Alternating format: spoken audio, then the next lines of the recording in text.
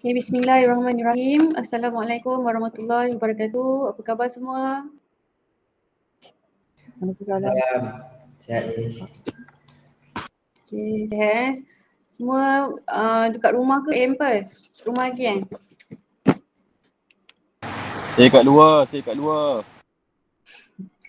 Siapa yang kat luar tu hati-hati. Kak Sophie macam biasa. Okay, so sebelum kita mulakan kelas, saya persilakan ketua kerohanian kita, Cik Hafiz,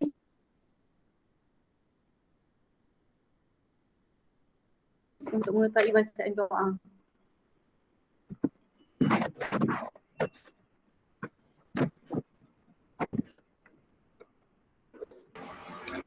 Cik Hafiz Ila ada? hadratin Nabi Mustafa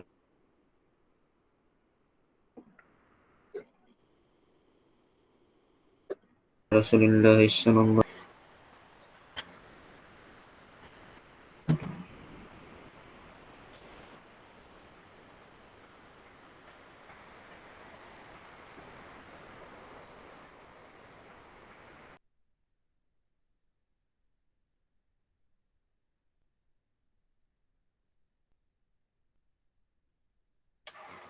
Berdengar, Miss? A'udzubillahi minasyaitonirrajim. Bismillahirrahmanirrahim. Alhamdulillahirabbil alamin wassalatu wassalamu ala asyrafil anbiya'i wal mursalin wa ala alihi washabbihi ajmain. Allahumma iftah 'alaina hikmataka wa anshur 'alaina min khazaini rahmatika ya arhamar rahimin. Rabbi zidni 'ilman warzuqni fahman. Rabbi shrah li sadri wa yassir li amri wahlul 'uqdatam min lisani yafqahu qawli. Rabbi yassir wa la tu'assir. Rabbi tammim bil khair. Sallallahu ala sayyidina Muhammad wa ala alihi wa sahbihi wa sallam. Walhamdulillahirabbil alamin.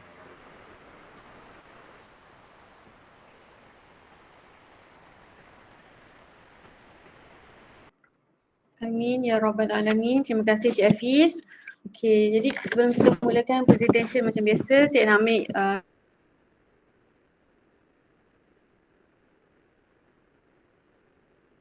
kedatangan untuk hari ini. Okey. Pertama Nur Hazira binti Zaini ada? Ada, Miss.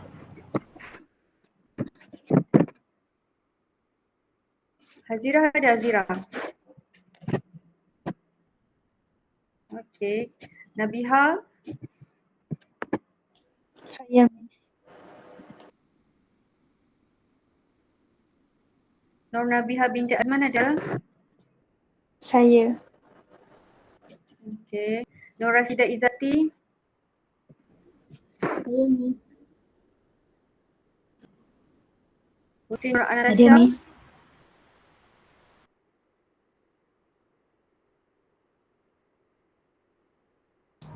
Ada, Miss. Cik Hafiz ada, Alia Bila, Saya, Miss. okey, Adin Hairina,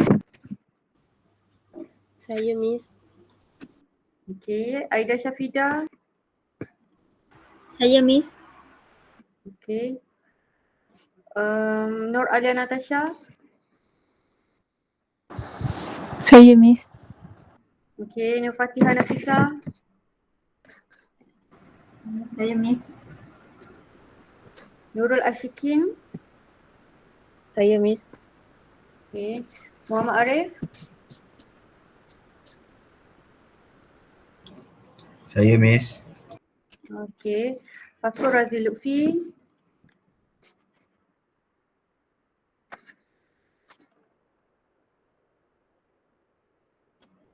Fakur Razi Lutfi ada, Nurin Nadira, Saya, Miss. okey, Nelly Nazura, Saya, Miss.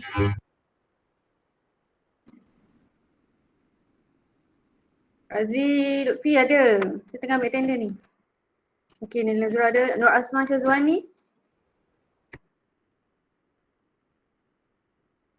Asma Syazwani ada.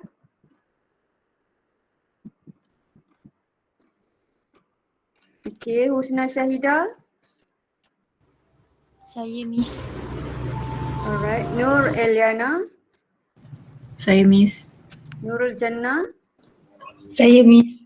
Okay, Rashidah Nurdiana. Saya Miss. Okay, Siti Nur Ain Ashikin. Saya Miss. Okay, Wan Nurul Farisha. Saya Miss. Adlin Hafiz. Saya Miss. Akmal Lutfi. Ya, Miss. Hakim. Saya Miss. Intan Nur Mawadah. Saya Miss. Muhammad Adam. Adam ada Adam.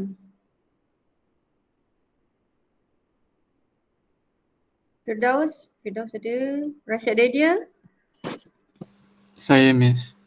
Okay. So hari ni 2 orang ke tak datang? Muhammad Adam bin Abdullah ada tak? Muhammad Adam 1, Muhammad Adam 2. Adam tak ada Miss. Okay. Nur Asma Syazwani ada tak? Asma Syazwani.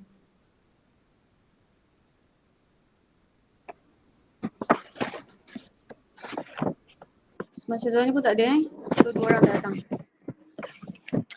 Okay. Okay, settle untuk attendance. Okay, yang kedua ialah perasan tak kat dalam grup WhatsApp Bonda Su ada bagi link penilaian untuk program mental health awareness. Perasan tak? Ada Miss. Okay, saya nak semua orang satu kelas tolong jawab borang penilaian tersebut. Sebab dia ni program yang awak semua dah hadiri masa 22 April. So attendance hilang daripada akademi lain. So saya dah buat yang baru, saya minta semua isi. Boleh? Boleh? Boleh. Alright. Boleh Miss. Okay, so terima kasih sebab sudi mengisi borang penilaian tersebut. Okay, jadi kita akan teruskan kepada presentation hari ini berkaitan dengan motivasi. Betul tak? Betul Miss. Okay, siapa presenter motivasi? Saya Miss. Ashikin Jeffrey dengan? Fatihah Nafisah. Alright. Okay, jadi Fatihah dengan Ashikin dah bersedia belum?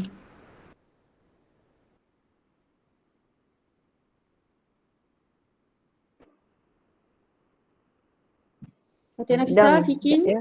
Alright.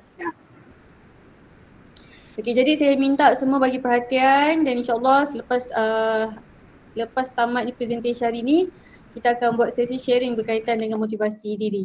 Okay, jadi saya mempersilakan Ashikin Jeffrey dan juga Nur Fatihah Nafisah untuk meneruskan pembentangan hari ini yang bertajuk motivasi.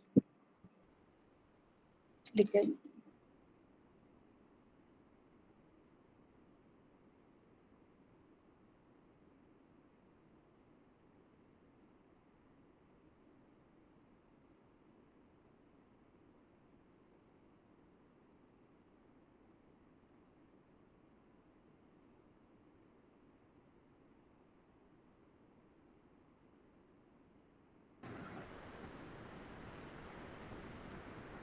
Okay. Nampak.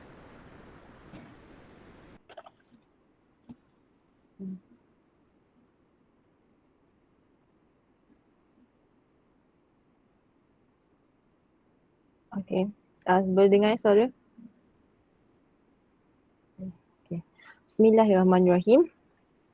Izinkan saya memberi serangkap pantun. Okay. Melati kuntum, tumbuh melata. Saya merebah di pohon cemara. Assalamualaikum, mulanya kata. Saya sembah, pembuka bicara. Assalamualaikum warahmatullahi wabarakatuh. Salam sejahtera. Saya ucapkan kepada Miss Aina dan rakan-rakan sekalian. Nama saya Nurul Ashikin binti Muhammad Jeffrey dan rakan pembentang saya Nur Fatihah Nafisah binti Zaizul Azizi. Hari ini kami ingin membentangkan tentang motivasi diri.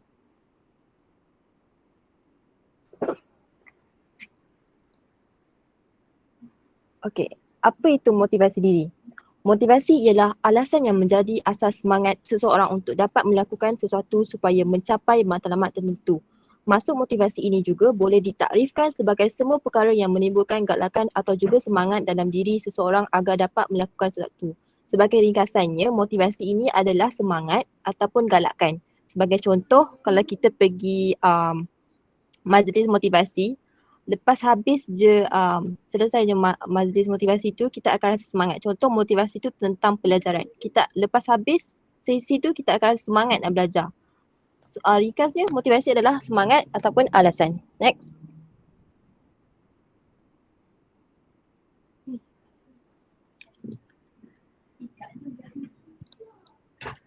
Jenis-jenis motivasi. Motivasi terbahagi kepada dua, iaitu motivasi intrinsik dan motivasi ekstrinsik. Motivasi intrinsik ialah keinginan seseorang untuk mahu melakukan sesuatu yang disebabkan oleh faktor motivasi yang datang dari dalam diri tanpa dipengaruhi oleh orang lain kerana keinginan untuk dapat mencapai matlamat tertentu. Sebagai contoh, seorang terdorong untuk bekerja untuk mendapatkan pendapatan supaya mereka dapat memenuhi keperluan harian mereka. Contoh macam Foodpanda kan, diorang pun belajar juga tapi disebabkan mereka perlukan pendapatan, jadi mereka pun motivasi untuk diri mereka sendiri bermotivasi untuk bekerja. Okay. Motivasi ekstrinsik pula adalah motivasi keinginan seseorang untuk mahukan melakukan sesuatu yang disebabkan oleh faktor motivasi dari luar diri untuk dapat mencapai matlamat yang memberi manfaat kepadanya. Motivasi intrinsik ni motivasi pada orang luar. Orang luar bagi kita motivasi. Macam cikgu kita bagi motivasi, ibu bapa kita bagi motivasi. Okay, kalau kat sini sebagai contohnya seorang terdorong untuk bekerja dengan lebih bersungguh-sungguh dan serius kerana peluang yang disediakan oleh syarikat mahu meningkatkan kerjaya mereka kepada pekerja yang cemerlang. Contohnya kita start dari bawah lah kan. So kita nak dapat pangkat yang lebih tinggi, kita kenalah kerja kan, kita nak reward tu. So kita kenalah bekerja lebih keras, tu lah motivasi daripada luar kan. Sebab kita nampak apa yang kita akan dapat kalau kita berusaha. Okay, next.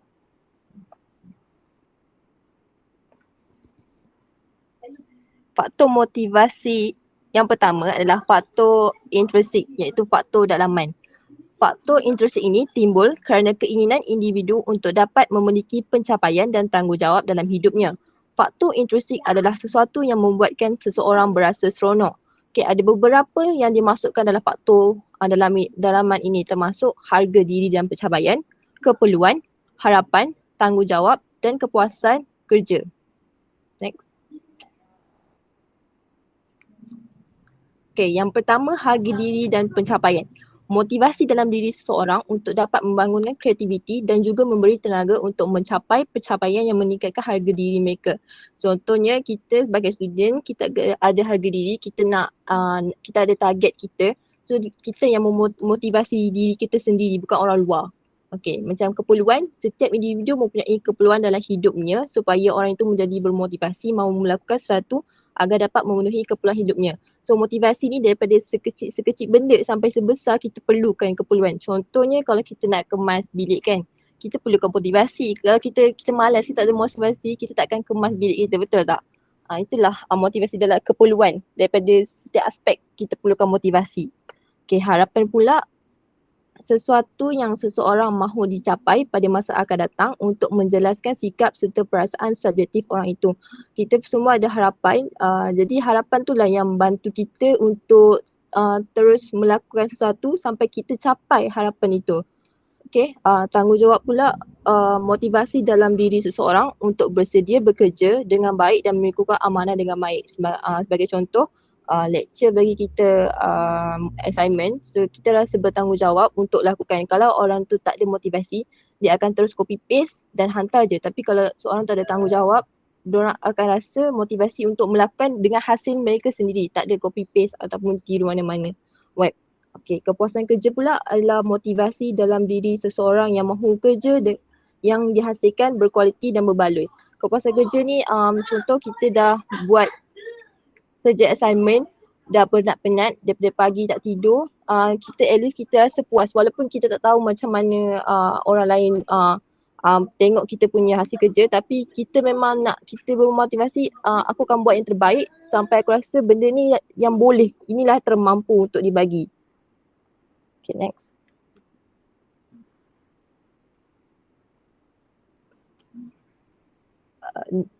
Ni video yang saya nak tunjukkan motivasi dalam diri.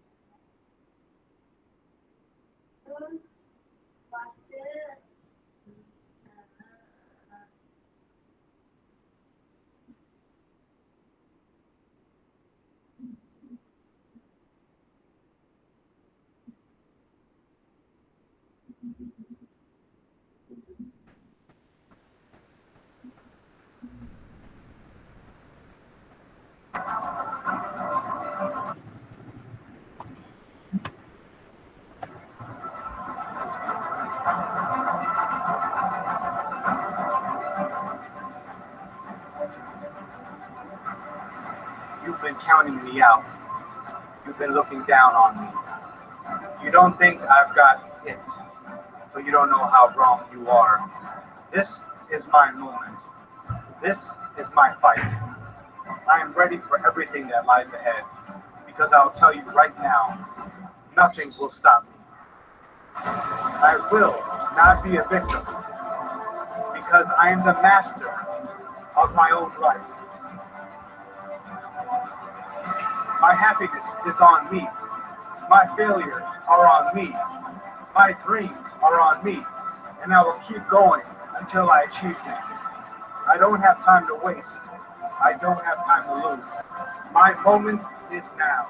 My time is now. I will be the creator of my life's path. I will stand up tall and I will rise just like a phoenix. Then you'll see. Nothing will stop me.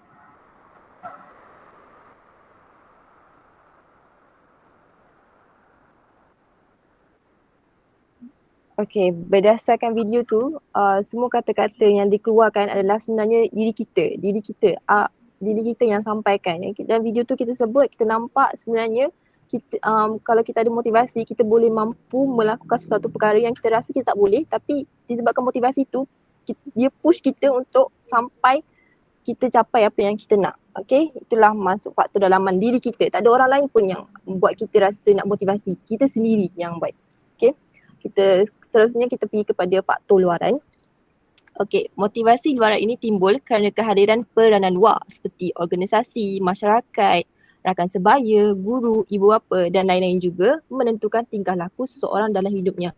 Okey, ada juga beberapa perkara yang disertakan dalam faktor luaran termasuklah jenis dan sifat kerja. Adalah galakan dalam seseorang untuk mahu bekerja pada jenis dan sifat kerja tertentu. Keadaan ini juga terjejas oleh ganjaran besar yang diperoleh di tempat kerja. Contohnya jenis tu adalah subjek. Okay, kalau subjek tu subjek kegemaran kita akan rasa macam kita nak masuk kelas tu awal, kita akan bila kelas tu bermula kita akan fokus, kita tak tidur pun.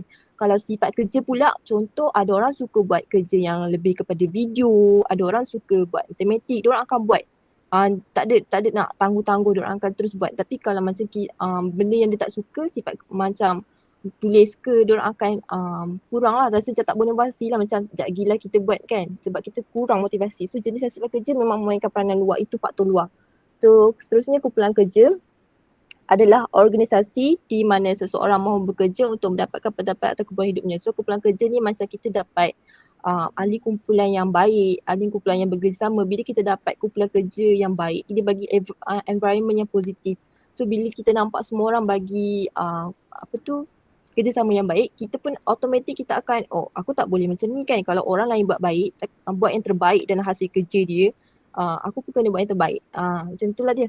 So keadaan kerja pula adalah situasi di mana seseorang bekerja mengikut jagaan ataupun modus supaya dapat berfungsi dengan baik. Keadaan kerja ni contohlah kita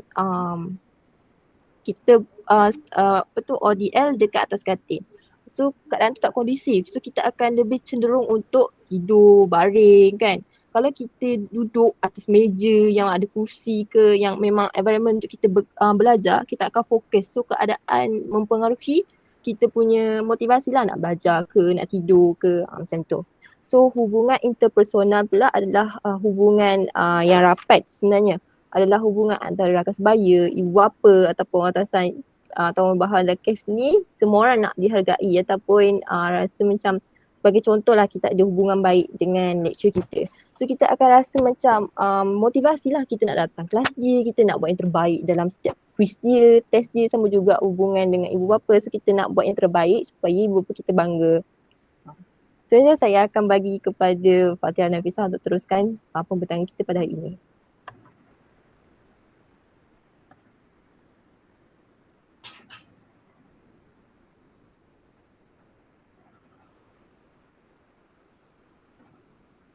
Boleh dengar ke?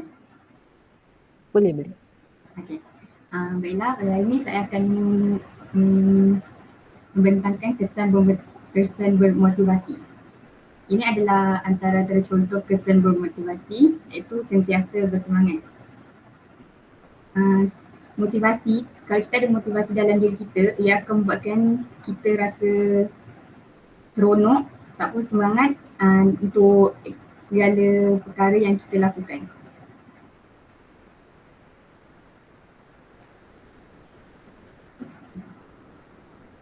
Contohnya, apabila kita menyertai sesuatu perkara, kita akan buat yang terbaik dan bersemangat untuk mencapai keputusan yang kita mahukan. Dan ada motivasi kita mampu lakukan perkara tersebut. Yang kedua, berjaya dalam pelajaran dan kerjaya. Dengan adanya motivasi, ia dapat mendorong kita untuk terus berusaha sehingga kita berjaya. Tak kisah dalam pelajaran ataupun kerjaya. Contohnya, saya bagi dalam pelajaran sebab saya belajar lagi. Contohnya, sekarang ni kita nekat nak dapat dekan. Tapi kita tahu proses nak dapat dekan tu bukan senang. Kita kena ulang kaji, buat banyak latihan, and so on lah.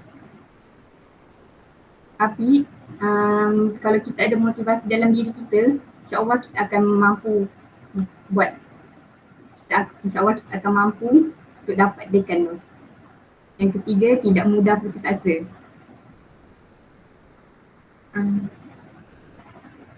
Motivasi ni dia dapat memberi galakan dan semangat setiap kali kita rasa nak putus asa. Dan motivasi ni juga dia dapat mendorong kita untuk terus maju ke hadapan. Contohnya,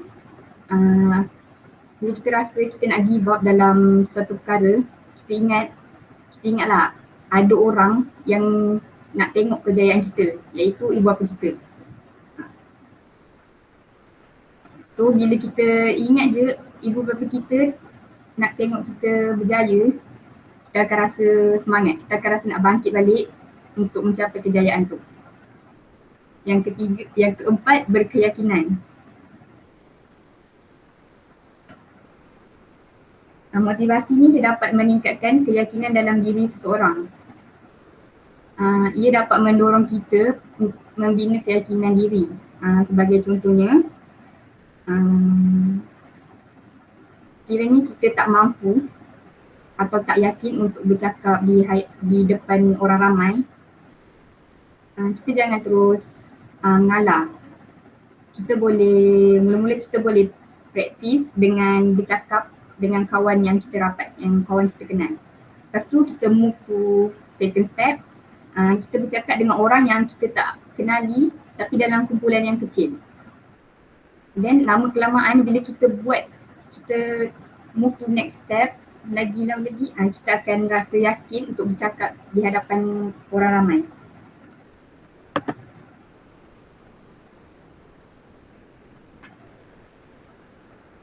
Seterusnya, kesan tiada motivasi. Kesan tiada motivasi ni,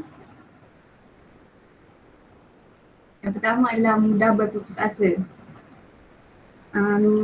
Mudah berputus asa bila kita buat suatu perkara tapi hasil yang kita dapatkan tak sama dengan apa yang kita inginkan, kita akan mudah mengalah macam takpelah, dah tak apa-apa berat, tak apa, tak nak buat lagi dah.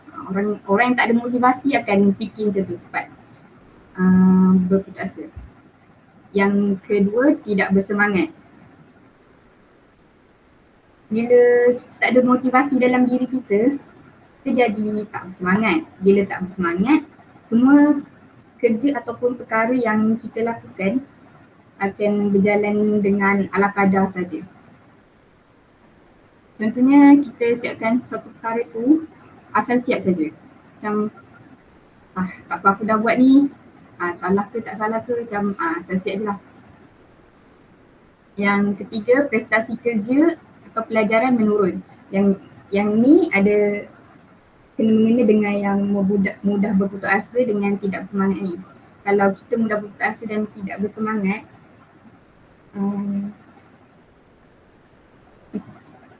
kita masih salah.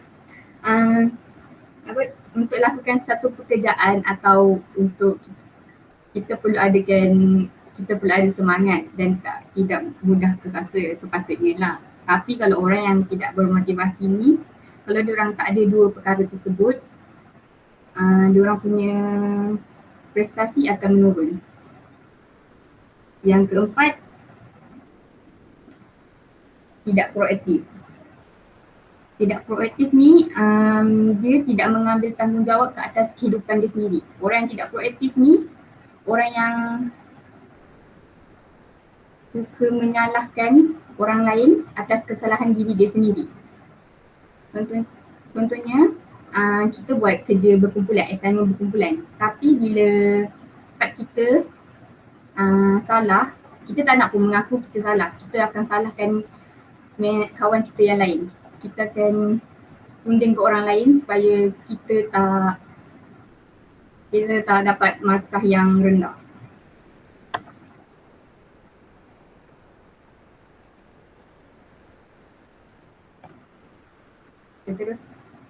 Seterusnya, langkah-langkah meningkatkan motivasi dalam diri.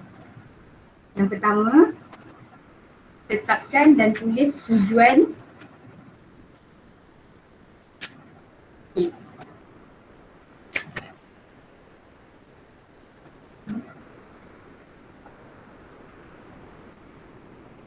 Bila kita nak lakukan sesuatu, kita letakkan target kita ataupun tujuan kita untuk lakukan benda tersebut. Tujuan ni amat penting. Contohnya, kita boleh buat senarai matlamat yang ingin kita lakukan. Dan kita letakkan di tempat yang senang kita nak tengok. Kalau setiap kali kita bangun tidur, kita boleh baca. Nanti lama-kelamaan kalau kita bila lama-lama kita dah terbiasa dengan perkara tersebut, ia dapat meningkatkan motivasi dalam diri kita. Yang kedua, cabar diri sendiri. Cabar diri sendiri ni maksudnya kita jangan selesa dengan pencapaian yang kita dah ada sekarang ni. Kita perlu cabar diri kita untuk mendapat pencapaian yang lebih tinggi. Contohnya jika kita nak jika kita seorang usahawan, kita punya perniagaan dah terkenal di Malaysia, tapi kita tak boleh nak berhenti dekat situ saja. Kita perlulah cabar diri kita untuk membina empire perniagaan kita hingga terkenal di seluruh dunia. Yang ketiga, berikan hadiah pada diri sendiri. Berikan hadiah pada diri sendiri. Tapi make sure hadiah tu memberi manfaat ataupun semangat pada diri kita. Barulah bila kita tengok di hadiah tu, kita rasa kita dapat meningkatkan motivasi dalam diri kita. Contohnya, untuk setiap tugasan yang berjaya kita lakukan, kita hadiahkanlah diri kita ni perkara yang kita suka. Contohnya kita berjaya dalam exam kan. Kita boleh menghadiahkan diri kita dengan membeli barang yang kita minat, tak pun lancung, takkan dengan diri sendiri pun kita nak kedekut. Yang keempat, membaca buku inspirasi ataupun menonton cerita bermotivasi.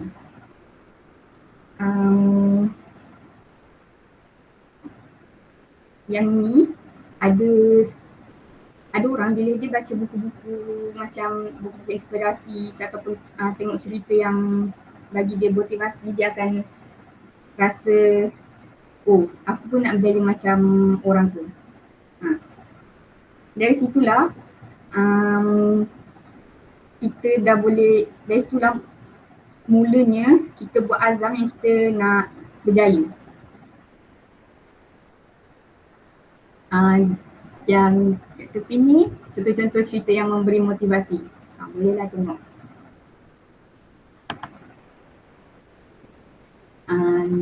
Ini video.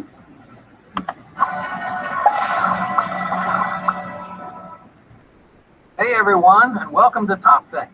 Today we're going to learn about 4 simple tricks to stay motivated every single day. Now let's begin. Motivation is not some magical solution to all your problems. It won't guarantee you that promotion. It won't stop you from failing a test. A lot of people think a little motivation means success will just fall into their lap. but that isn't how it works. You see, motivation isn't the answer. It isn't the end point. It's where you start. Think about your goals like a road trip, okay? Finding motivation is like choosing where you want to go and why. Just because you pick the destination doesn't mean you'll always get there. You still have to put in work by driving the long hours and paying for gas. You'll still have setbacks like blowing a tire or sitting in traffic.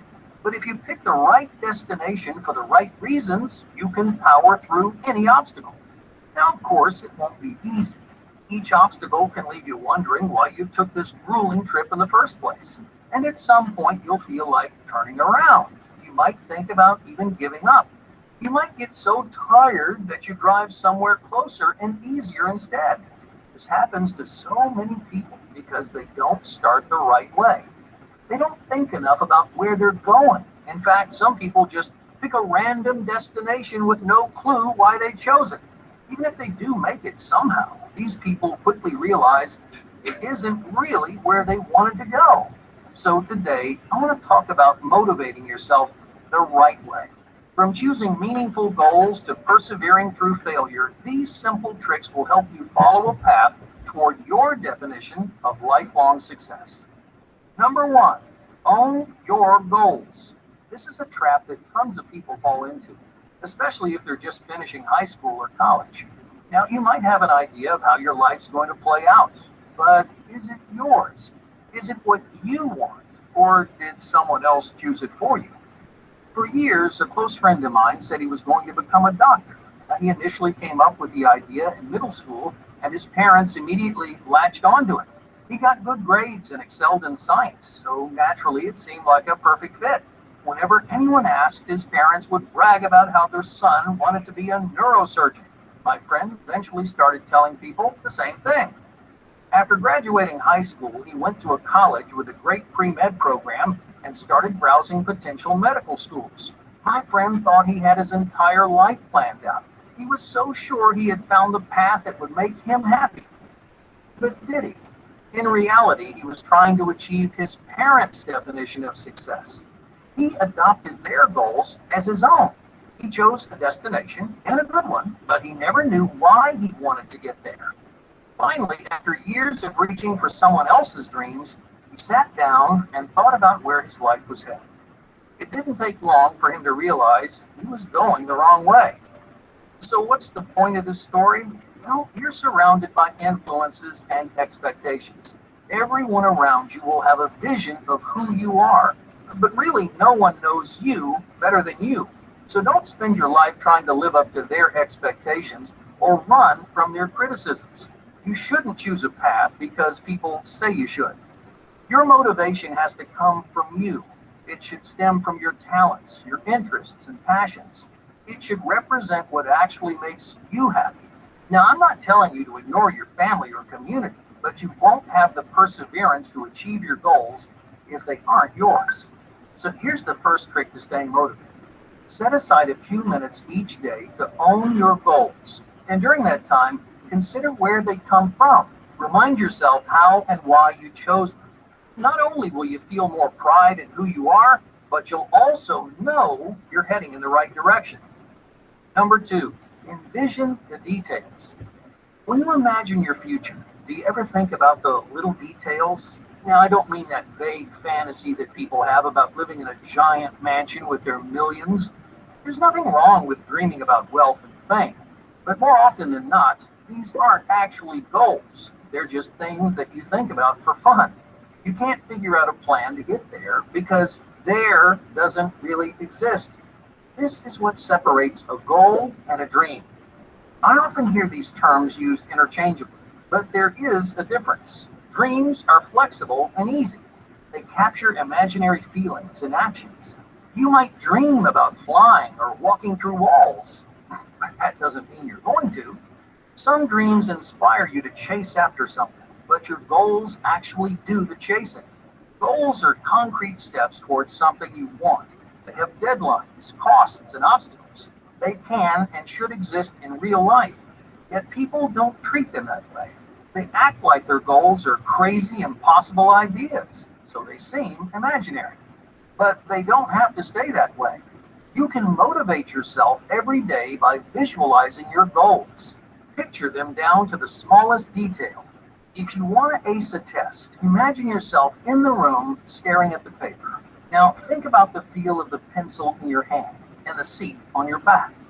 This is the same technique countless professional athletes use before major competitions.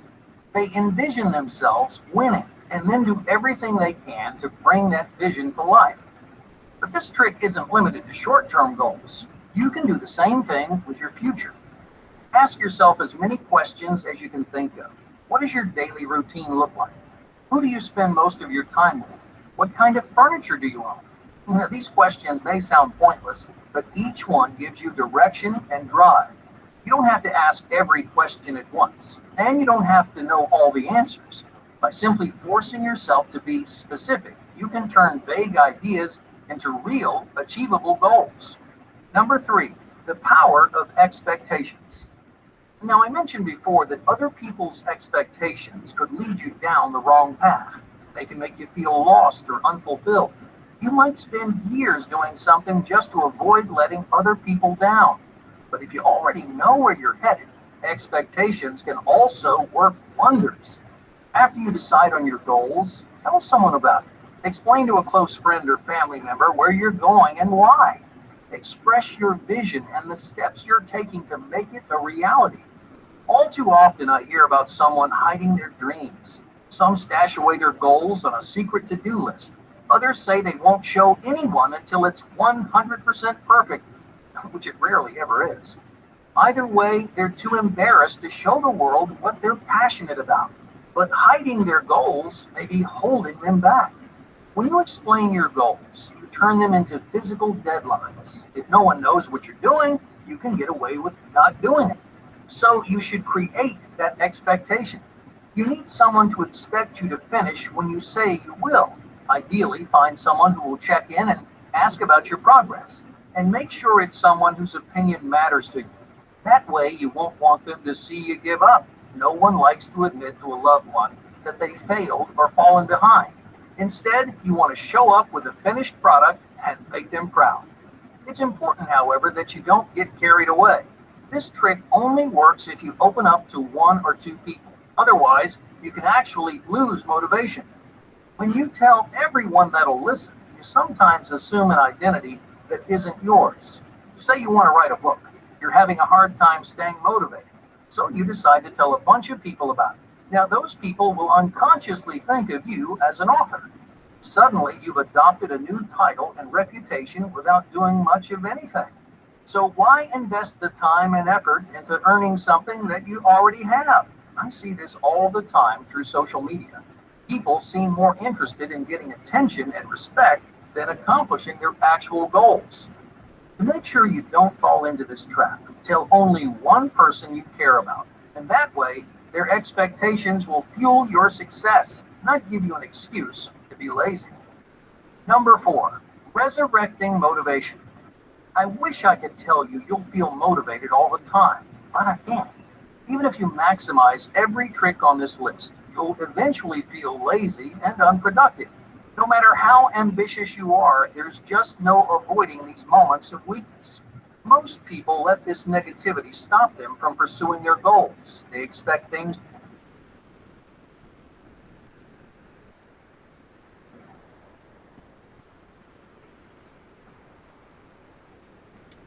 Okay, berdasarkan video tersebut, ada beberapa trik yang kita boleh apply dalam kita punya kehidupan untuk stay motivasi hari-hari. Macam tadi, kita setkan goal kita supaya kita tak lari daripada track kita punya track kita untuk pergi ke satu tempat destinasi kan. Kita perlukan goal, lepas second kita kena bagi tahu orang yang kita sayang untuk bila kita bagi tahu kita punya impian ataupun goal kita dekat seseorang, kita rasa itu tanggungjawab kita untuk realisasikan benda tu.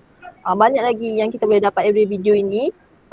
Semoga daripada video ni kita bolehlah menjadi inspirasi untuk rakan-rakan sekalian untuk menggunakan setiap tips yang dia bagi ni untuk kita stay motivasi hari-hari.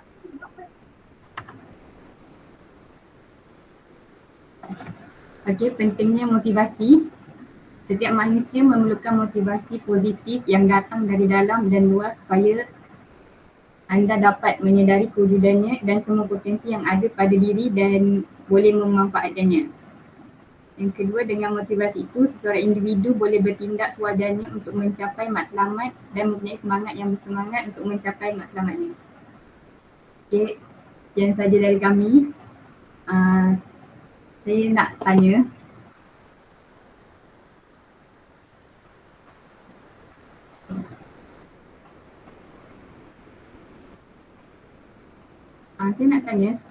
sebenarnya ada lagi 3 video, tapi video tu tak sampai 5 minit pun. Kalau nak tengok boleh, kalau tak nak tengok tak apa. Kami tak buka. Boleh ke? Cik, yang lain macam mana, nak teruskan ke nak tengok video?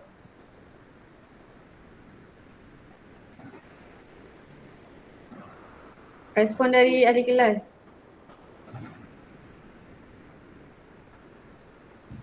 Boleh je Miss. Boleh type kalau malu nak cakap. Okay, thank you.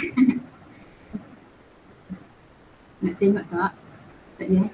Respon tu Fatihah yang Boleh. sebenarnya. Dipersilakan. Okay.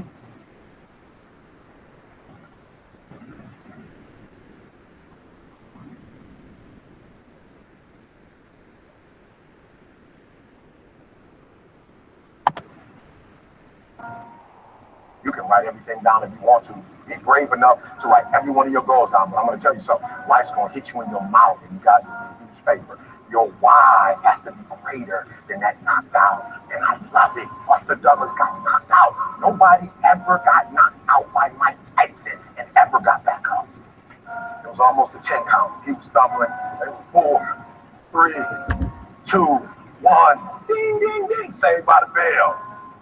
Goes to his corner. The whole world is like, that's it. Once he comes back out, that's it. Mike's going to just hammer him. And exactly that. Mike Tyson came out like, I got him. I got this kid up against the rope. Listen to me, many of you right now, life's got you up against the rope. You can't give up. You can't give in. Listen to me, if it was easy, everybody would do it. And if life's got you backed up, I need you to do what Buster Douglas did. Buster Douglas started fighting back. World was shocked. Goliath has been knocked down. What happened? And they went to Buster Douglas and they asked Buster Douglas simply like, what happened? And Buster Douglas said, listen to me, it's real simple. Before my mother died, she told the whole world that I was going to beat Mike Tyson. And 2 days before the fight, my mother died. Buster Douglas had a decision to make. When his mother died, he could die with his mother, or he made a decision, I can wake up and I can live for mom. Your why is going to push you when you can't push yourself. Because some days you're going to say, I don't want to get up. But that why is going to say, push yourself. Get up. Your mama needs you. Your daddy needs you. Your children need you. Get up. When you want to quit and give up, your why is going to give you that lift that you need to get to the next level. Your why. And when that thing tells you to quit, you look at it in his eye and say, I ain't going nowhere. I will break you before you break me. You've been through so much hell. You don't quit now. It's the 10th round. You got 2 more to go. And when you get to success, it's not about skill. When you get to a certain level of success, it's about stamina. It's about you won't break me. You can't take me. I fought too long. I fought too hard. I'm unbreakable now. Everybody can stand up and do good when everything is all good. Everybody can smile when the sun shines. Everybody can do right when everything is going right. Everybody can do that. But everybody can't face opposition, adversity, and challenges and say, I've been waiting on you to come. I'm going to embrace you and I'm going to figure out a way to use you because you would never turn me into a different person. You would never make me a person that people don't recognize before the adversity. When life knocks your butt down, I need you to get back up and I need you to go heavy on it. When uncertainty creeps in, I need you to get up and get right back on the thing that knocked you off, and I need you to go heavy on it. When something doesn't turn out the way you want it to turn out, I need you to attack the very thing that did turn out the way that you wanted it to turn out, and I need you to go heavy on it. It's never about the competitors. It's about what we possess and what we do. Learn to be your own booster. Start building yourself up. Start encouraging yourself. Start saying, I can do this. I can make this happen. When I start trying to convince myself I can be a businessman after flopping and failing and losing thousands of dollars and feeling stupid and dumb, I had to talk to myself because people were saying to me that I was dumb. I had to say, no, Les, hey, come on, man, get yourself together. You can handle this, you just haven't figured it out yet. It's all right. This is your training period. This is the tuition you have to pay for what you don't know. You got to say yes to your life. You got to say yes. Yes to my dreams. Yes to me. I can make it. Yes, I can. Doesn't matter how many failures I've made. Doesn't matter how many mistakes I've endured. Doesn't matter about my defeats. Doesn't matter about what I've done. Yes. Yes. I don't care about the fact I'm in a hole now. Doesn't matter about where I am. The last chapter to my life has not been written yet. If you judge me now, you judge me prematurely. I'm still in the process of transforming my life. I'm still in the process of becoming. Yes.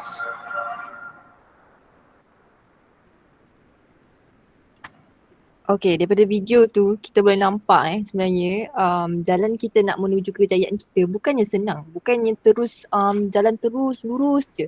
Ada lengkar bengkok, kadang-kadang ada jalan berduri, ada berlopak kan. So kita tak boleh nak putus asa. Contohlah kita gagal. Maknanya kita gagal dalam subjek kita dalam 3 kali.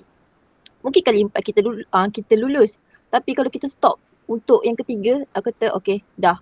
Tak boleh dah nak buat ni, memang gagal je. Kalau aku ambil kali keempat, mesti aku gagal. Mana boleh macam tu. So dalam video ni kita nampak kita tak boleh nak putus asa.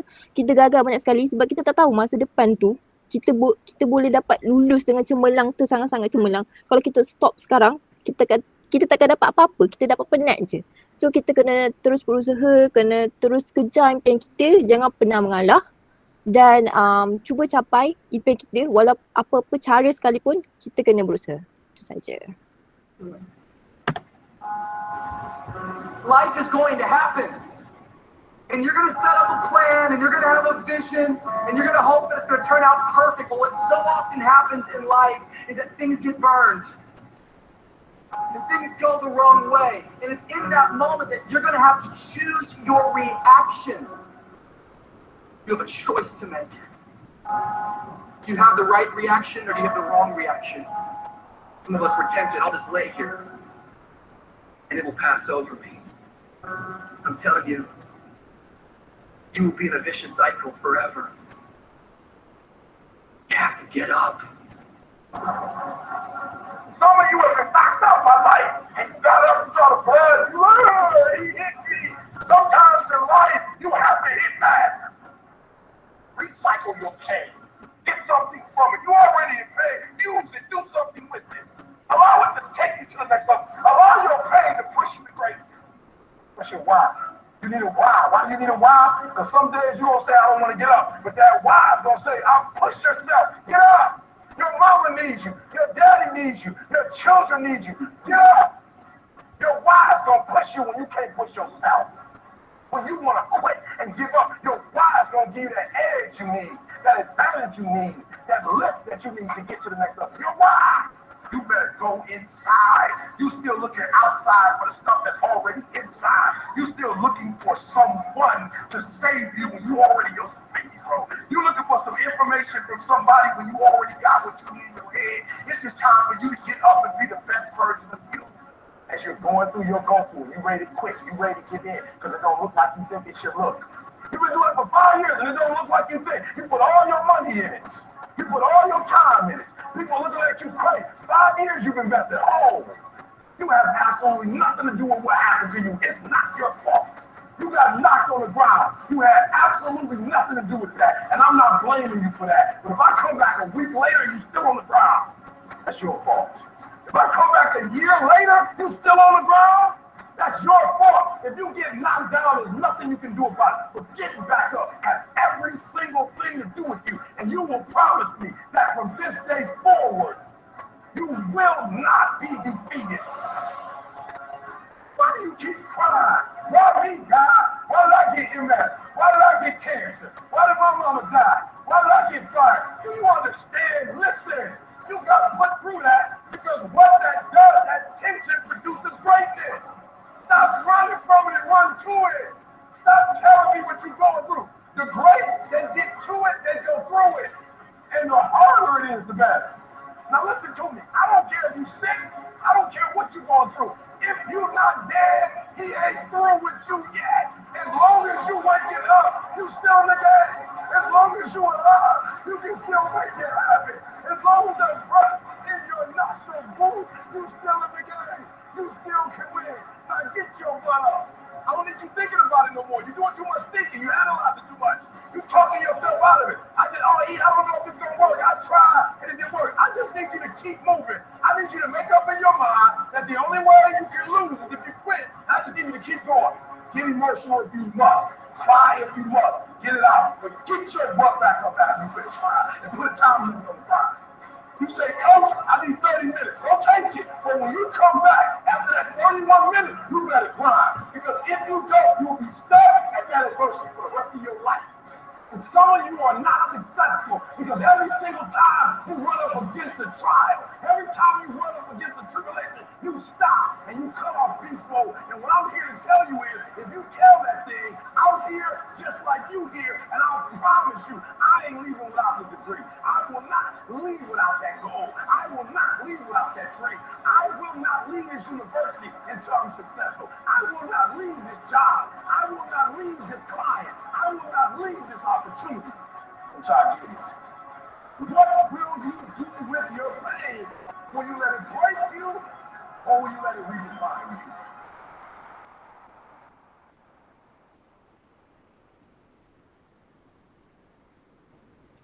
Okay, daripada video ni kita nampak kesakitan, kegagalan, kepayahan dalam cabaran untuk kita capai impian kita kan. Semua macam dalam Islam, Allah takkan uji kita benda yang kita tak mampu, betul tak? So ujian inilah, kesakitan yang kita rasa bila kita tengah hadapi ujian tu, benda perkara yang bantu kita untuk menghadapi cabaran yang lebih besar ke sana. Kan, bantu kita untuk lebih berfikiran kalau macam kita breakdown ke apa kan. Kita kena ujian macam-macam lah kan, gagal ke apa benda ke semua. Ujian tu yang buat kita rasa macam bantu kita untuk pergi ke depan lagi. Sama juga macam benda-benda yang macam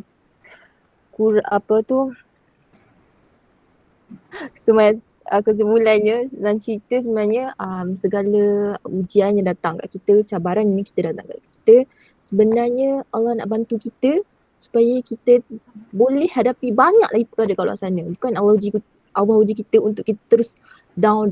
Tak. Allah uji kita untuk bantu kita terus ke depan, terus berlari menuju perkara tu dengan lebih, orang kata lebih kental.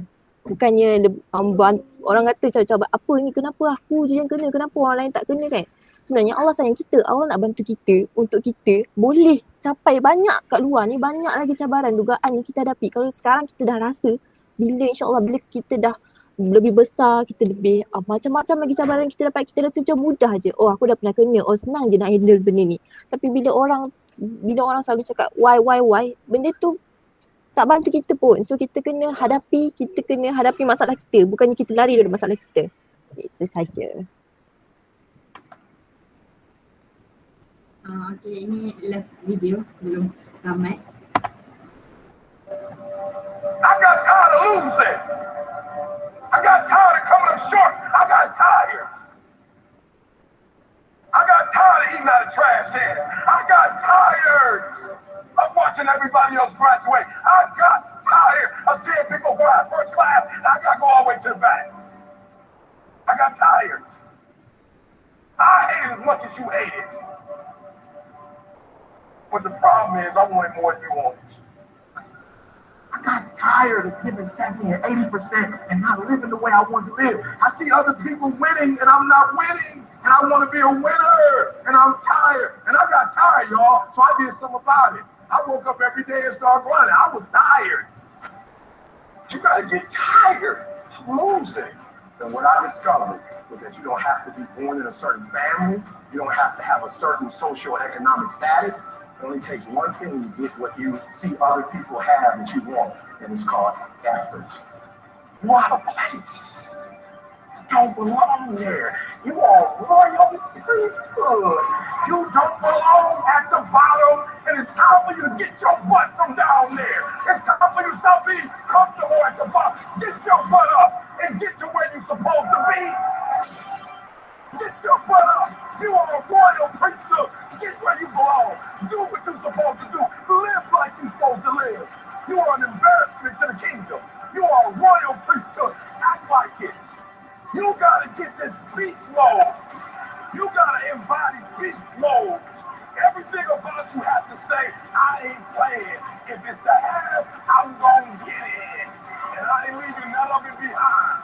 smile. Stop thinking, worrying, looking over your shoulder, hoping for some easy way out. And just do. How desperate are you for what you want? You want it as bad as breathing? You want it as bad as anything you ever wanted in your life? And if you calibrate it at the highest enough levels, what I found is the people that are the hungriest, they find a way. When you're desperate, you find reserves and reservoirs of ideas, talents, and a strength that you don't know you have when you find yourself in a desperate situation. You get knocked down, you get back up, you get back up, you get back up, and you continue to throw shit against the wall. Because you believe in the purpose, you find value in it. That was Michael Jordan. He said, I failed over and over and over and over again, I failed. And that's why I succeeded. So I need you to walk out there. No more 50%, no more. No more 50%, no more. No more 70%, no more. I want us at 85 to climb. If you're at 80, I want you at 90, and I mean moving rapidly. Now I need you to give me that 120. I need you to give me that everything you do. I need you to start giving me that 120 and everything you do. Bring it all together. Bring all the energy, all the passion. Bring it all together and dominate.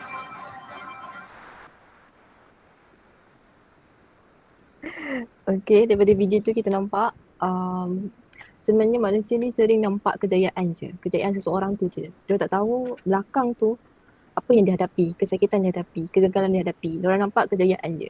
Semua orang bila dia berjaya bukannya senang je. Semua orang hadapi susah dulu baru senang. Betul tak? So sama juga macam kita orang Islam kan, kita nak masuk syurga. Adakah senang? Memang senang nak masuk syurga, tapi kita mesti ada effort nak tunjukkan. Kita rasa motivasi macam nak solat, kena solat awal, betul tak? So kesimpulannya motivasi ni bantu kita untuk hadapi segala cabaran. Motivasi dalam diri kita sendiri yang kena motivasi diri kita. Dan selebih-lebihnya motivasi dari luar. So kita lah sendiri kena motivasi diri kita, kena ada target kita sendiri supaya nanti kita senang untuk capai matlamat kita. Itu saja.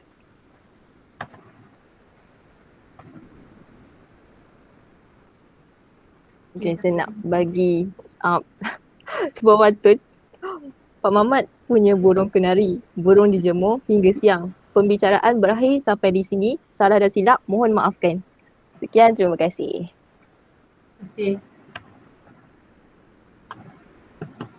Okey, baik. Terima kasih diucapkan kepada Ashikin dan Fatihah Nafisah di atas pembentangan berkaitan dengan motivasi diri tadi. Alhamdulillah selesai sudah satu tajuk.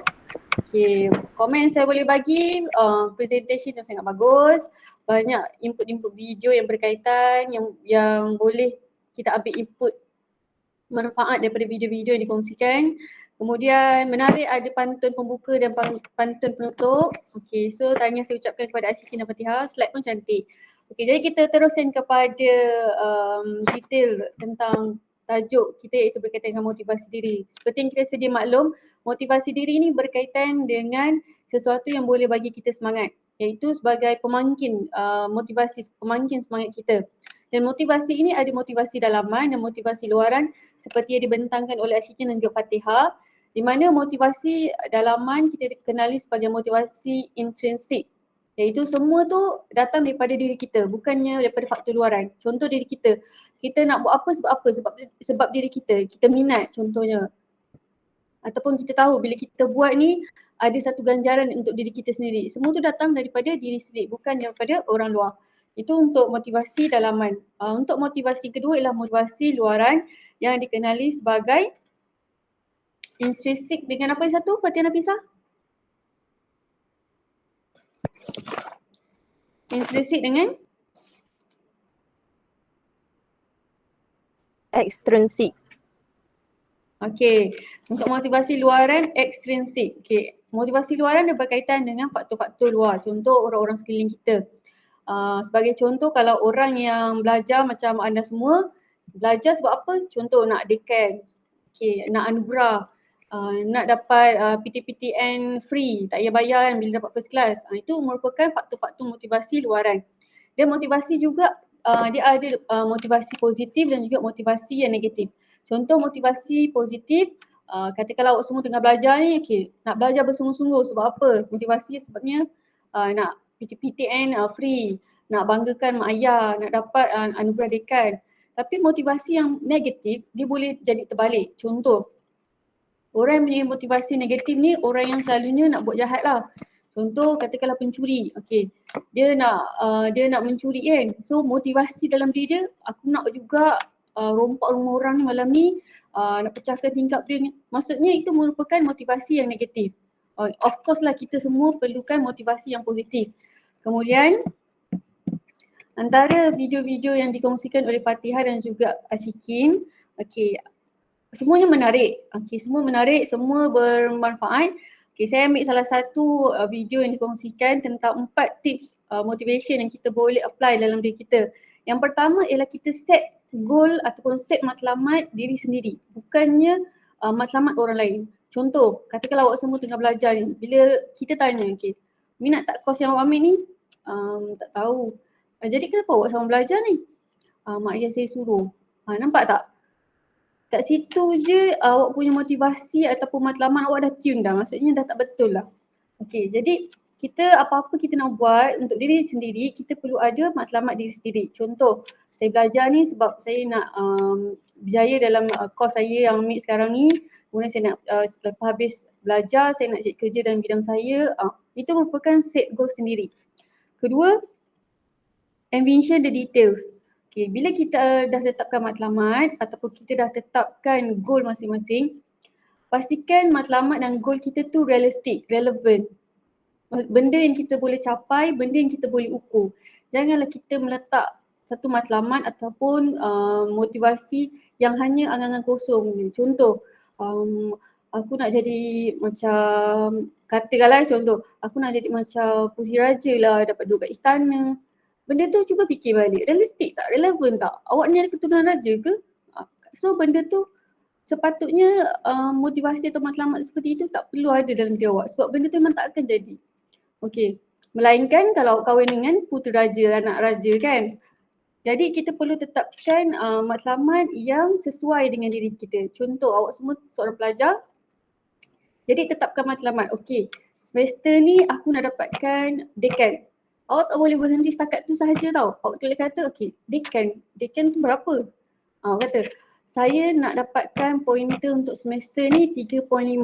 Saya nak dapatkan pointer SEM ni 3.8. State the numbers. Jangan hanya sebut perkataan dekan, first class. Sebab benda tu terlalu umum. Kita nak detail sekali lagi. Contoh, saya bagi pengalaman masa saya belajar. Saya pun pernah berada dalam situasi seperti awak semua belajar. Okey. Masa saya belajar, saya degree ijazah dekat UPM, Universiti Putra Malaysia Sedang.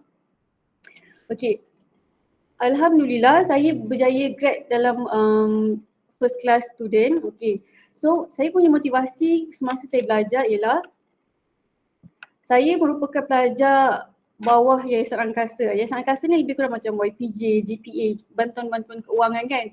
Dan apabila kalau kita dapat first class, automatik semua tu akan tukar jadi beasiswa. Jadi motivasi saya yang paling kuat masa saya belajar dulu ialah motivasi luaran. Itu saya nak pastikan pinjaman saya ni bertukar jadi beasiswa. Saya tak nak ada hutang selepas saya belajar. Jadi alhamdulillah saya maintain setiap semester pointer saya dekan dan kalau UPM pointer dia 3.75 baru dekan. Jadi saya dah tetapkan setiap semester mesti dapat 3.75 dan alhamdulillah saya grad dengan pointer 3.8. Jadi kita kena statekan number tu baru kita nampak. Jangan terlalu umum, jangan terlalu random sangat kalau nak tetapkan matlamat hidup. Okey, yang ketiga ialah power of expectation. Seperti yang dikongsikan dalam video tadi, power of expectation. Kita hidup ni bukan seorang-seorang, kita ada orang sekeliling, terutamanya keluarga kita. Jadi sangat penting ya bila kita nak buat satu keputusan, tanya orang-orang terdekat. Contohnya ibu bapa, sebabnya mereka paling rapat dengan diri kita, kemudian mereka lebih lama hidup daripada kita. Jadi kalau apa-apa keputusan lebih baik kita tanya orang yang lebih berpengalaman. Contoh ibu bapa lah tadi. So kat situ awak dah boleh buat penilaian sama ada sebenarnya keputusan apa yang sepatutnya awak tetapkan dalam menetapkan matlamat hidup. Dan yang keempat ialah rescue rating motivation. Okey, kita hidup ni umpama roda dan ada fasa-fasa tertentu dalam hidup kita. Kadang-kadang kita berada dalam fasa gembira, kadang-kadang kita berada dalam fasa kesedihan, kita berada dalam fasa yang marah. Jadi motivasi itu turun naik. Sama macam iman kita pun turun naik kan. Jadi kita perlu kenal ataupun perlu overcome, perlu cope, perlu tangani kalau andai kata motivasi tengah turun ni. Okay, contoh semester ni aku dah tetapkan ni 3.5 untuk SEM ni. Sekali dah separuh jalan, dah setengah SEM, tiba-tiba putus cinta ke kan, putus hubungan dengan kawan ke, terus drop motivation dia. So jangan ambil masa yang terlalu lama untuk bangkit sebabnya benda ni akan bagi efek kepada awak punya matlamat. Okay, kalau contoh putus cinta, layan perasaan tu sampailah habis semester. Last awak kena extend ke, awak fail ke, kan benda tu merugikan diri sendiri. Okay, sebab itulah bila kita berada dalam fasa kesedihan, fasa yang sedang kata fasa yang muram-muram ni kan. Okay, cuba cari masa ataupun cuba cari bantuan. Contoh cerita dengan kawan, cerita dengan ibu bapa ke, cerita dengan kaunselor ke. Jangan biarkan diri berada dalam dalam negative vibes. Cari benda-benda yang boleh bagi awak positive vibes. Alright. Okay, yang paling penting sekali dalam menetapkan matlamat ni, kita perlu visualize goals kita. Kita tak boleh cakap dalam otak kita je tau. Contoh, ni hari pertama untuk semester ni kan. Awak dah set dah, okay semester ni aku nak belajar sungguh-sungguh. Semester ni tak nak tangguh assignment. Semester ni nak dapatkan keputusan yang cemerlang. Berapa pointer kan. Awak tak boleh cakap macam tu je. Awak kena tulis. Benda-benda ni kan kita panggil sebagai law of attraction. Apa yang kita tulis, apa yang kita nampak hari-hari, benda tu yang akan bagi kita motivasi. Benda tu yang kita akan ingat sampai bila-bila. Contoh awak tulis benda tu dalam kertas, kemudian awak pampal kat bilik awak. Setiap bangun awak akan nampak benda yang sama je. So benda tu akan terus masuk ke dalam awak punya kepala, dekat dalam awak punya otak. Secara tidak langsung dia akan menggerakkan tindakan ataupun tingkah laku awak. So bila awak hari-hari nampak, okay aku dah tulis ni, tak nak tangguh assignment. Setiap hari nampak. So automatik badan awak pun dia akan react dengan benda tu. So awak tak akan tangguh assignment, takkan tangguh masa, takkan tangguh buat kerja-kerja apa-apa. Sebab tu pentingnya visualize the goal. Tulis dan tampal. Jangan awak dah set goal tapi awak hanya pendam di dalam kepala otak awak ni, pendam di dalam hati awak ni. Awak perlu keluarkan, tunjuk. Kalau ada orang lain nampak lagi bagus. Sebabnya orang lain akan ingatkan. Dia kata, kau main game ni, kau bukannya nak pointer SEM ni 3.5 ke? Kenapa main game? So orang lain akan motivate awak juga. Alright, boleh faham tak kat situ? Faham tak apa yang saya cakap ni? Faham. Okay, good. Okay, so saya share satu.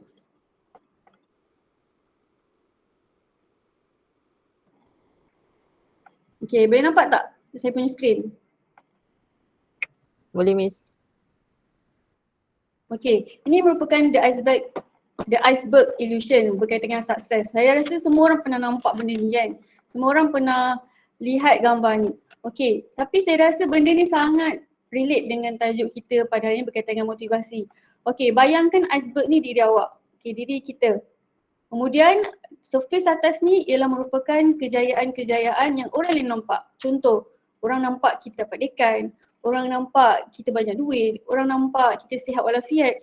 Tapi orang tak nampak yang kat bawah yang banyak, yang besar, lebih besar daripada kejayaan kita, iaitu segala pengorbanan kita, segala kegagalan yang kita alami, segala usaha kerja keras kita, segala good habit, segala benda yang orang tak nampak.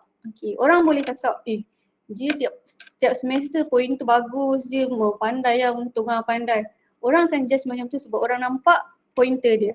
Tapi orang tak nampak dia punya kesusahan, pengorbanan dekat bawah tu. Contohnya orang tak nampak dia bangun 5 pagi study. Orang tak nampak dia buat nota kecil-kecil. Orang tak nampak dia pergi library baca buku. Orang tak nampak dia punya usaha pergi tanya lecturer apa yang dia tak faham. Okay, benda-benda tu orang tak nampak dan orang tak kisah pun. Contoh kita kata aku bangun pukul 5 pagi study ni. Orang akan cakap, okay tu bagus tu. Macam tu je, orang kecap macam tu je. Tapi dia dapat poin terbagus, orang akan pandai dia. Tapi orang nampak benda-benda yang dia usahakan. Macam tu lah juga motivasi. Motivasi ni boleh jadi motivasi dalaman, luaran. Jadi kita pula masing-masing nak pilih motivasi dalaman ataupun motivasi luaran. Sebab setiap orang ada motivasi tersendiri. Contoh masa saya zaman belajar tadi, motivasi saya ialah berkaitan dengan keuangan. Saya nak pastikan saya belajar free, saya belajar tak ada hutang. Tu je target saya masa. So alhamdulillah saya dapat apa yang saya capai berdasarkan motivasi yang saya dah tetapkan setiap semester macam tu. Alright, so mungkin orang lain ada motivasi yang berbeza. Ada orang kata motivasi dia nak pastikan mak bapak dia gembira, mak bapak dia bangga dengan diri dia. Ada orang motivasi dia, okay, aku nak capai apa yang terbaik dalam pelajaran ni sebabnya nanti bila kerja aku senang nak cari kerja. So setiap orang ada dia punya motivasi yang berbeza, ada matlamat yang berbeza. Kita tak boleh nak samakan antara satu sama lain. Contoh kita tiru orang punya motivasi. Katakanlah kita nak tiru kawan kita punya motivasi kan. Motivasi dia, okay, dia nak belajar sungguh-sungguh nak dapat dekan. Sebab apa? Dia kata dia nak pastikan bila dia habis belajar dia dapat kerja dalam bidang dia. Awak tiru dia punya motivasi. Tapi sedangkan dalam diri awak sebenarnya awak dah ada plan dah. Okay, aku lepas belajar ni mungkin aku nak buka bisnes kot walaupun sebenarnya tak ada kaitan dengan kos yang aku ambil ni. Tapi bila awak ambil motivasi orang lain, dia tak berkaitan dengan awak punya matlamat. So kat situ tak tally. Bila tak tally, itu yang jadinya motivasi tak boleh nak mencapai matlamat hidup awak. Sebab itulah setiap orang perlu ada motivasi sendiri, ada matlamat sendiri. Alright. Faham tak apa yang saya kongsikan ni?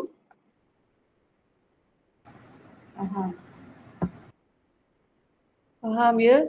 Motivasi ni macam yang tadi dikongsikan dengan kawan awak, motivasi dia ada turun naik. So jangan risau, andai kata sekarang saya tak ada motivasi lah sekarang. Walaupun sebenarnya dah minggu ke-11 dan habis semester kan, saya still tak ada motivasi.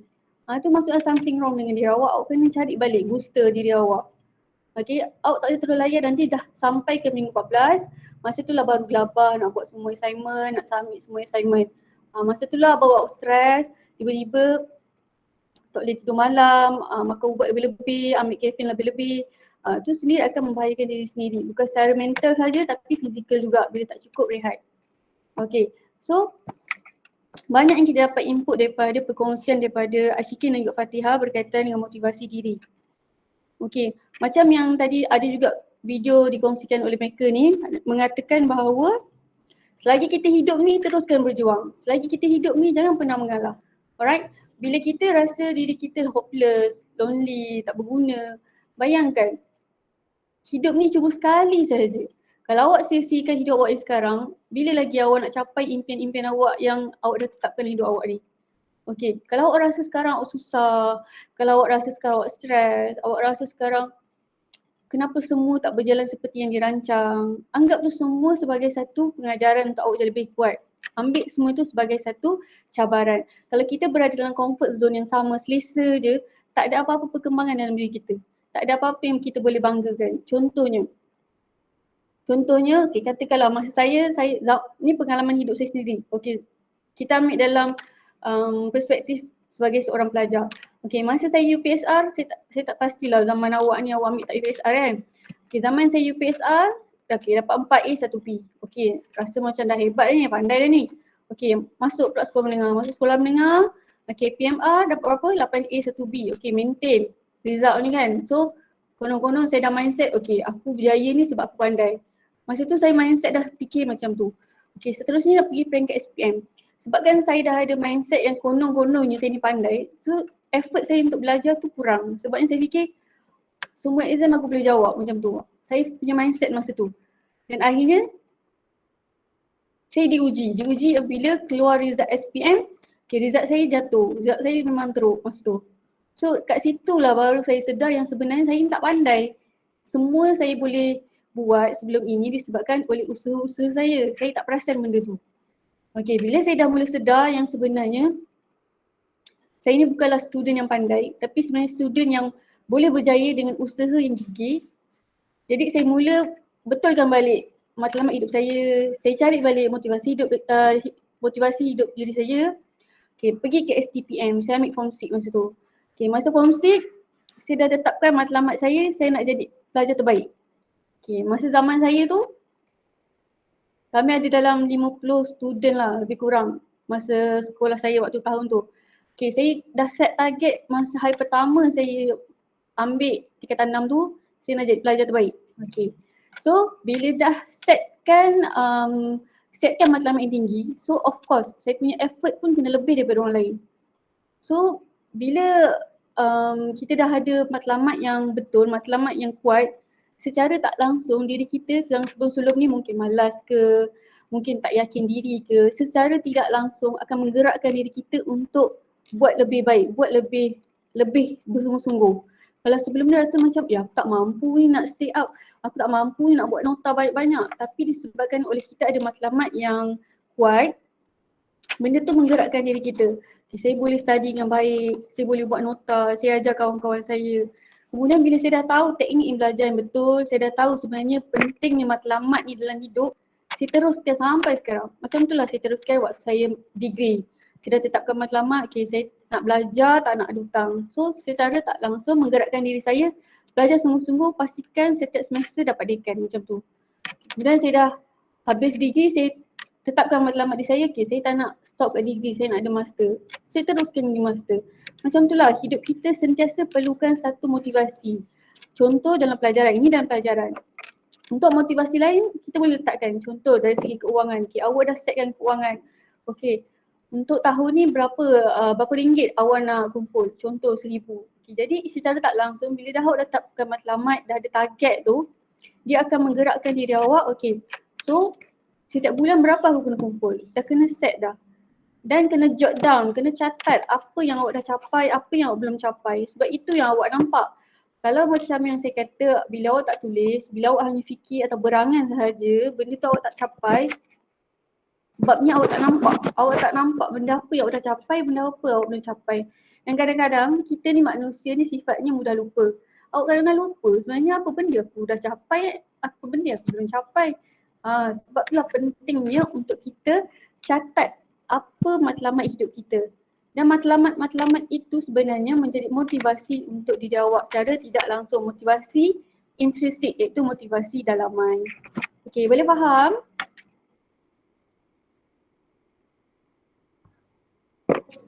Faham Miss. Boleh. Faham Miss. Okey, bagus. Okey, so saya dah cakap banyak, saya dah uraikan banyak lebar. Jadi saya nak dengar lah pendapat-pendapat daripada rakan sekelas. Okey, mana-mana nama yang saya pick ni, saya pick random je. Okey, boleh kongsikan apa yang menjadi motivasi diri awak sepanjang awak bergelar seorang pelajar. Tak kisahlah daripada zaman sekolah ke ataupun universiti sekarang ni ke, apakah yang menjadi motivasi diri awak. So boleh bagi contoh dan cuba huraikan macam saya huraikan tadi. Okey, boleh?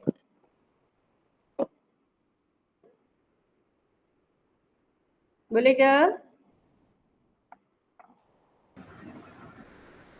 Boleh Miss. Okey. Jadi bersedia semua? Saya harapkan kerjasama daripada semua untuk berkongsi dengan rakan sekelas apa yang menjadikan sesuatu tu menjadi motivasi untuk diri awak. Mana tahu kalau tiba-tiba kawan awak terbuka hati, celik akal, rupanya ada yang motivasi macam ni. Rupanya motivasi dia ni sama dengan aku, macam tu. So jadikan perkongsian ni sebagai satu cara untuk awak membantu kawan-kawan awak yang tengah struggle. Sebab kita tak tahu kan, dalam ODL ni masing-masing ada struggle masing-masing untuk belajar. Alright, pertama sekali, insan yang terpilih ialah Adlin Hafiz. Ada tak?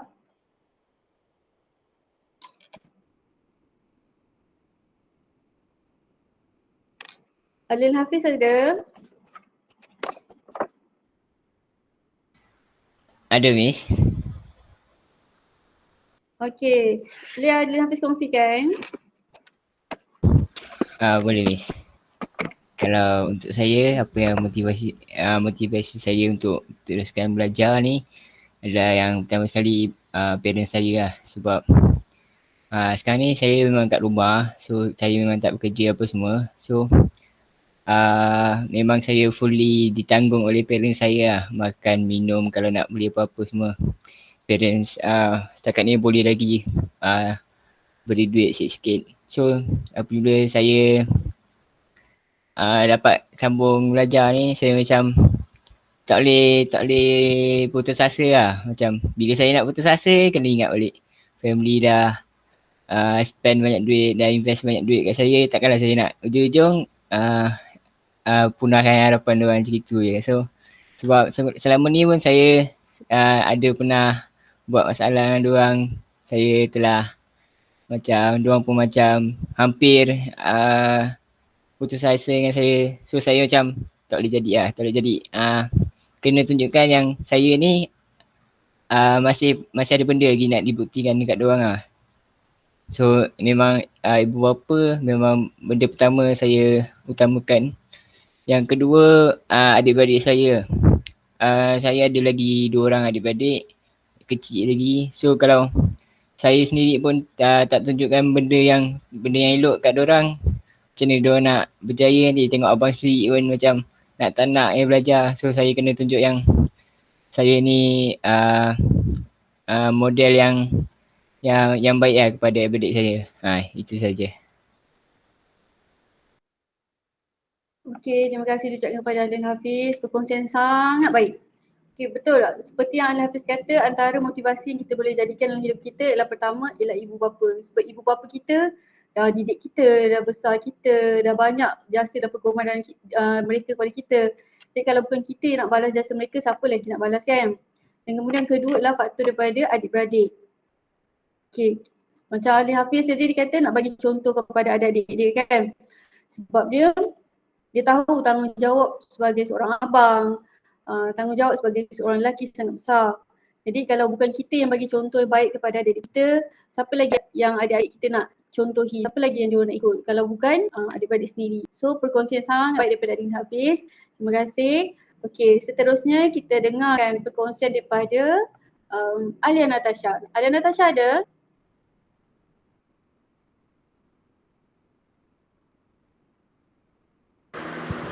Ya, Miss. Okey, Alia Natasha boleh kongsikan? Maaf Miss, kongsi pasal apa sebab saya punya line macam sangkut-sangkut dari tadi. Okey, kongsikan apa yang menjadikan awak bermotivasi untuk meneruskan pelajaran, untuk buat yang terbaik dalam pelajaran awak. Okey, first kali sebab saya memang macam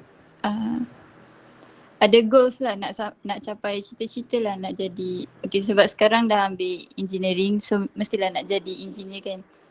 So saya rasa macam okay, memanglah baru belajar 2 sem, tapi 2 sem ni pun dah bermakna, kira macam dah lama, takkan nak sia-siakan je 2 sem ni. Takkan nak macam main-main lepas tu nanti macam fail ke, nak kena tukar course ke, saya tak nak lah macam tu. So saya macam kena tetapkan diri, belajar betul-betul lah untuk sampai akhir sekali nanti. And macam Miss cakap juga, yang saya pun macam ada cita-cita nak grad dengan first class tu nanti, yang kita punya apa ni, PTPTN ni semua macam jadi beasiswa tu kan. Saya nak macam tu juga. Sebab betul lah, saya pun macam tak nak berhutang and macam mana saya nak cakap, macam kita pun bukannya senang sangat, orang bukan keluarga yang senang lah nak bayar tu semua kan. So lagi baik kita belajar betul-betul, selagi benda tu boleh dapat free kita buatlah yang terbaik untuk dapat free daripada kita bayar nanti kan. Macam tu. Lepas tu yelah, ada juga fikir pasal nak banggakan mak bapak saya, pasal keluarga, macam tu lah.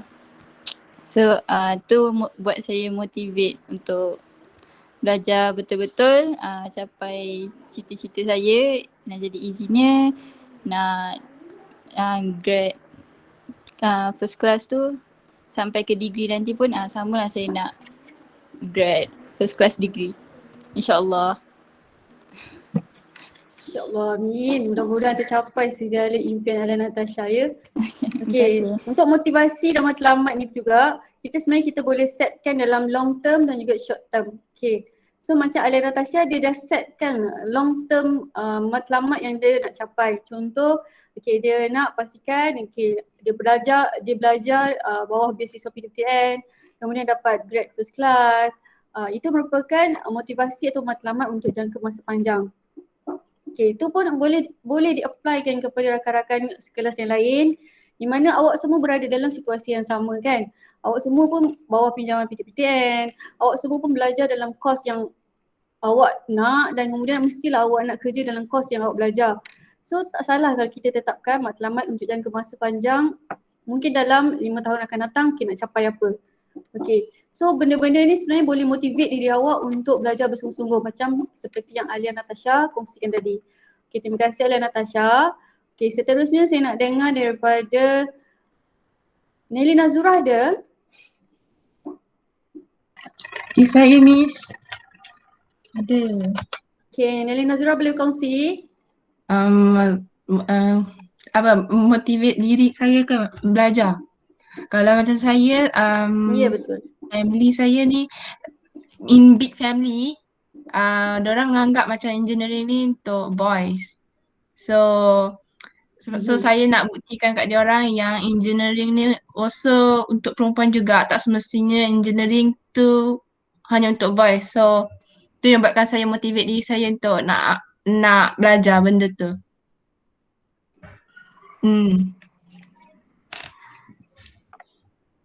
Okay. Dan nak banggakan family saya juga. Oh lagi? Okay, nak banggakan family. Okay, terima kasih Nelly Nazura. Okay, jadi untuk Nelly Nazura dia punya motivationnya ataupun matlamat dia lebih kepada dia nak macam nak pastikan yang sebenarnya apa yang stigma orang kata contoh engineering ni untuk lelaki je. So dia nak buang stigma tu dengan menjadikan tu sebagai satu motivasi kepada diri dia bahawa sebenarnya engineering perempuan pun boleh. Perempuan pun tak ada masalah untuk jadi seorang engineer. Okay, so expectation ataupun criticism ataupun kritik-kritik orang luar tu menjadi satu motivasi untuk Nelly Nazura belajar dengan bersungguh-sungguh. Okay, itu merupakan salah satu motivasi. So kita dah dengar perbezaan-perbezaan motivasi daripada rakan-rakan kita. Di mana setiap orang ada motivasi dia tertentu, ada matlamat dia tertentu. Sebab tu tadi saya dah mention awal-awal, awak tak boleh nak bandingkan ataupun samakan matlamat diri awak dengan orang lain. Sebab setiap orang ada matlamat masing-masing. So bila matlamat dah berbeza, motivasi pun akan berbeza. Okay, so kita dengarkan lagi satu daripada lelaki, tadi dah 2 perempuan, satu lelaki. Okay, satu lagi lelaki, saya nak dengar daripada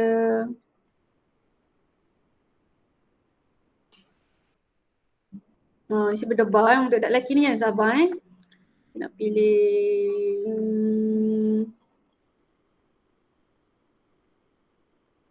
Muhammad Arif ada?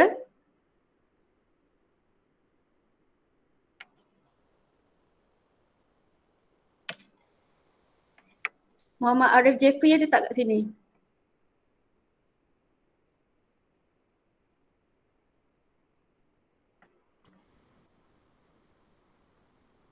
Ni online saja ke macam mana ni? Okay, ada pun. Okay, Arif boleh kongsikan apa yang menjadi satu motivasi kepada diri awak sebagai seorang pelajar?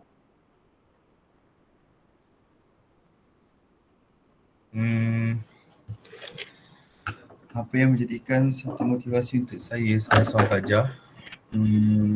Secara jujurnya pada awal sebelum saya join course ni, saya tak ada sebarang motivasi sebab minat saya pada awal-awal tahun, saya minat pada benda lain, tak ada kaitan pun dengan elektrik. Tapi bila saya tengok orang lain buat dan tengok macam nampak perkara tu menarik, saya tertarik pada benda tu. Jadi saya cuba nak cari satu motivasi dengan tengok video dan juga cari mengetahui pasal perkara yang berkaitan dengan kos ni lah.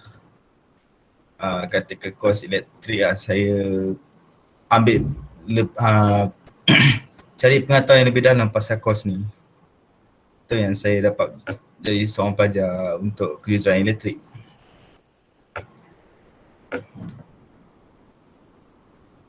Itu saja kot.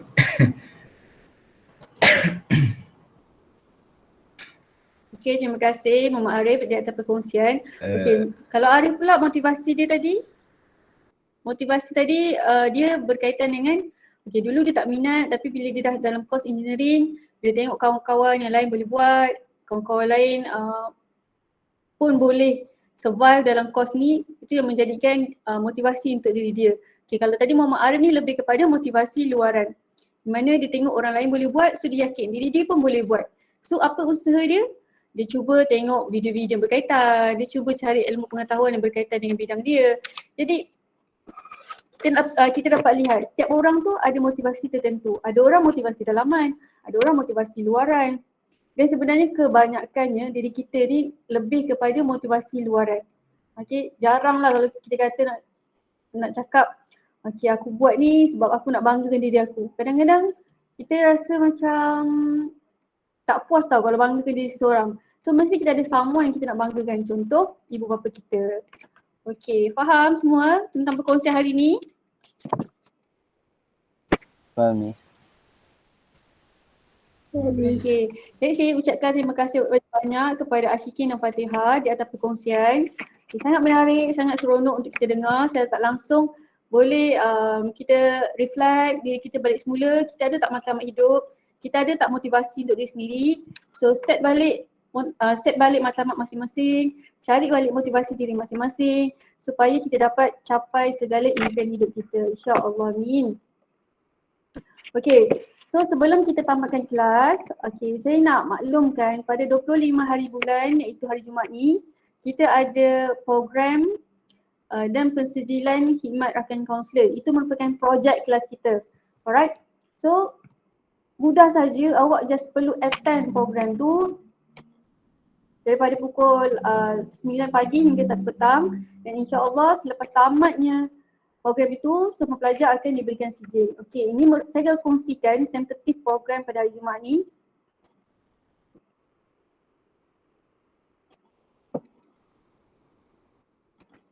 Okey, boleh nampak tak saya punya skrin? Boleh Miss.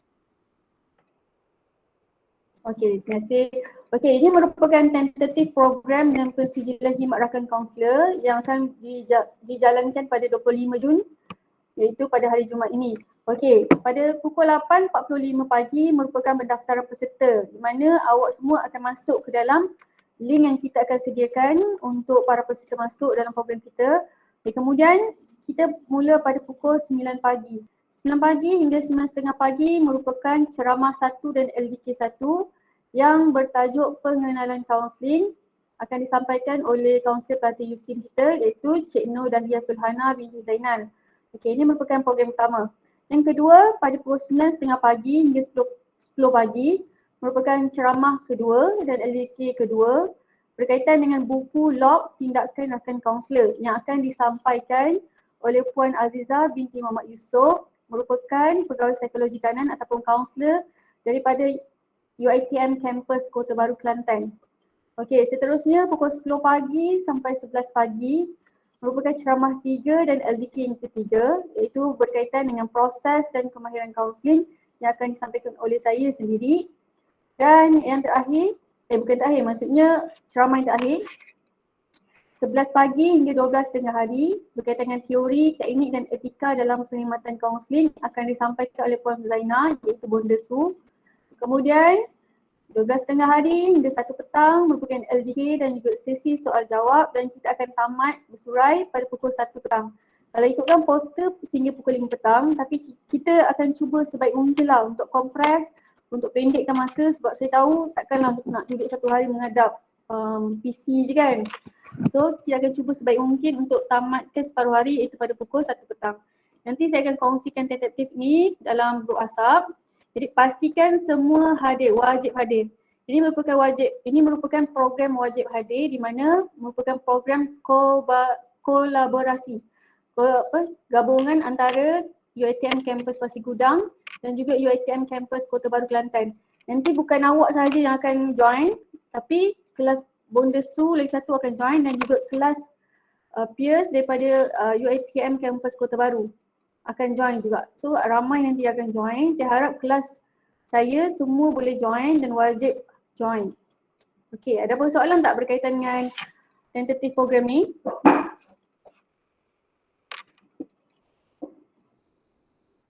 Tak ada Miss. Ada soalan tak? Tiada. Okey, semua jelas Jadi pastikan semua ada ya 25 Jun ni, jangan ada yang pontang.